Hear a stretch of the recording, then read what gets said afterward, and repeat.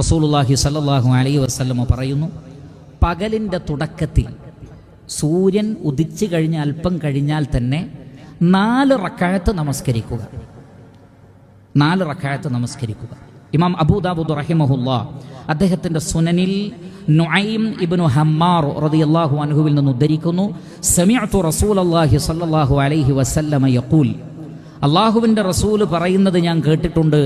യഖൂലുല്ലാഹു അസ്സ വജൽ, അല്ലാഹു സുബ്ഹാനഹു വതആല പറയുന്നു. അപ്പോൾ ഖുദ്സിയായ ഹദീസാണ്. അള്ളാഹു പറയാണ്, യാ ഇബ്ന ആദം, ആദമിൻ്റെ മക്കളെ, ലാ തുഅ്ജിസ്നി മിൻ 4 റക്അാത്തിൻ ഫീ അവ്വലി നഹാരിക്, നിങ്ങളുടെ പകലിൻ്റെ തുടക്കത്തിൽ 4 റക്അത്ത് നമസ്കരിക്കുന്നതിൽ നിന്ന് നിങ്ങൾ ദുർബലത കാണിക്കല്ലേ, നിങ്ങളത് പതിവായി ചെയ്യൂ.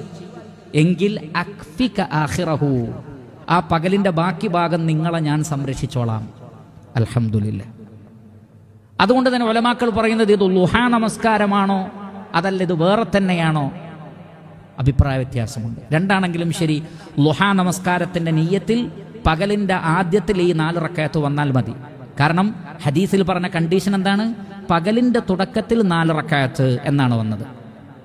അതെപ്പോഴാണ്? ഫജ്റിന് ശേഷമാണോ? അല്ല, തുലൂഉ ശംസിന് ശേഷമാണ്. വേറെ ഹദീസുകളിൽ അതങ്ങനെ വന്നിട്ടുണ്ട്. സൂര്യൻ ഉദിച്ചതിന് ശേഷം, പക്ഷെ ഉടനെ പാടില്ല, ഒരു 10-15 മിനിറ്റ് കഴിഞ്ഞാൽ 4 റക്അത്ത് നമസ്കരിച്ചാൽ. കാരണം എത്രയും നേരത്തെ ആയാൽ അത്രയും നേരത്തെ സംരക്ഷണം കിട്ടും. വൈകിപ്പിക്കാതിരിക്കലാണ് ഖൈർ. അതാണ് അവ്വലുൻ നഹാർ, പകലിന്റെ തുടക്കം, അത് ഏറ്റവും തുടക്കമാവാൻ ശ്രദ്ധിച്ചാൽ അഖ്ഫിക ആഖിറഹു എന്നാണ്. ഞാൻ മതി നിനക്ക് ആ ദിവസത്തിന്റെ ബാക്കി ഭാഗങ്ങളിൽ നിന്ന്. അൽഹംദുലില്ലാ, അഖ്ഫിക അല്ലാഹു പറയുന്നത്, ഞാൻ മതി നിനക്ക്. റബ്ബിന്റെ സംരക്ഷണം